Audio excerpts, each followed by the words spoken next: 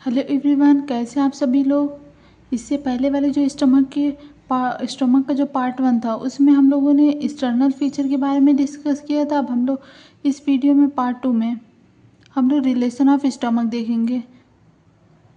Relation of stomach में दो type के रिलेशन होते हैं, एक पेरिटोनियल रिलेशन होता है और एक विसर रिलेशन होता है।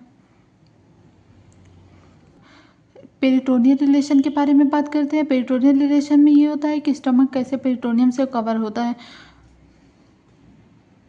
तो स्टमक का जो इंटीरियर और पोस्टीरियर सरफेस होता है वो पेरिटोनियम से कवर होता है। ये जो लेसर कर्वेचर है आगे वाला और ये पीछे इसका ग्रेटर कर्वेचर है।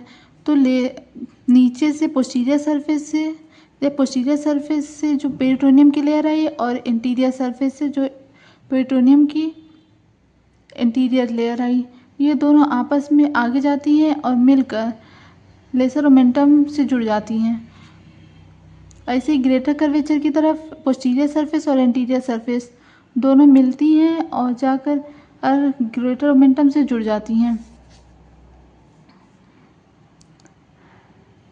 इसमें यही दिया हुआ at the lesser curvature the layer of peritoneum lining the interior and posterior surface made the become continue lesser omentum. वही दोनों लेयर मिलकर मिलती हैं और लेसर ओमेंटम से जाकर जुड़ जाती हैं। Along the greater part of the greater curvature, उसी तरह से ग्रेटर कर्वेचर की दोनों लेयर मिलती हैं और ग्रेटर ओमेंटम से जुड़ जाती हैं। Near the fundus two layer made to form the gastrosplenic ligament. जो फंडस के पास इंटीरियर पोस्टीरियर, फंडस के पास की जो इंटीरियर पोस्टीरियर दोनों लेयर होती हैं, फंडस के पास की जो इंटीरियर और पोस्टीरियर लेयर होती है दोनों मिलती हैं और एक थिक लिगामेंट बनाती है। ये लिगामेंट जो होता है स्टमक से लेकर स्प्लीन तक जाता है, इसलिए इस लिगामेंट को गैस्ट्रोस्प्लेनिक लिगामेंट बोलते हैं। उसी तरह से स्टमक के कार्डियक पार्ट में पोस्टीरियर सरफेस जो होता है वो रिफ्लेक्ट होकर डायफ्राम तक, थिक होकर डायफ्राम तक जाता है, और एक लिगामेंट बनाता है। इस लिगामेंट को हम लोग गैस्ट्रोस्प्लेनिक लिगामेंट बोलते हैं।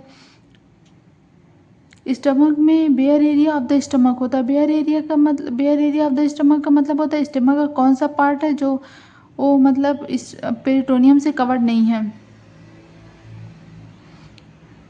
जो ये पोस्टीरियर इंटीरियर लेयर दोनों ऐसे जाकर जुड़ती तो नहीं है, फिर ऐसे जाकर वो ग्रेटर ओमेंटम से बनाती हैं, तो उसके बीच का जो एरिया होता है वो पेरिटोनियम से कवर नहीं होता है, तो उसको bare area of the stomach बोलते हैं। ऐसे ग्रेटर ओमेंटम का होता है, दोनों मिलते तो नहीं है, फिर वो ग्रेटर ओमेंटम से जाकर कंटिन्यू कर लेती हैं, तो वो जो एरिया होता है वो भी पेरिटोनियम से कवर नहीं होता, तो उसको वो भी बेयर एरिया ऑफ स्टमक उसको भी बोला जाता है। और जो गैस्ट्रोफ्रेनिक लिगामेंट जो पोस्टीरियर सरफेस, गैस्ट्रोफ्रेनिक लिगामेंट जो स्टमक का रिफ्लेक्शन बनाकर डायफ्राम तक जाता है, वो भी एरिया जो होता है डायरेक्ट डायफ्राम के कांटेक्ट में होता है, वो भी bare area of the stomach है। विसरल रिलेशन में दो टाइप के रिलेशन होते हैं, इंटीरियर सरफेस और पोस्टीरियर सरफेस का रिलेशन। इंटीरियर सरफेस के रिलेशन में है लीवर है, डायफ्राम है। डायफ्राम हम दोनों इंटीरियर पोस्टीरियर दोनों टाइप के रिलेशन में आता है। और interior abdominal wall interior relation में, डायफ्राम जो होता है डायफ्राम सेपरेट करता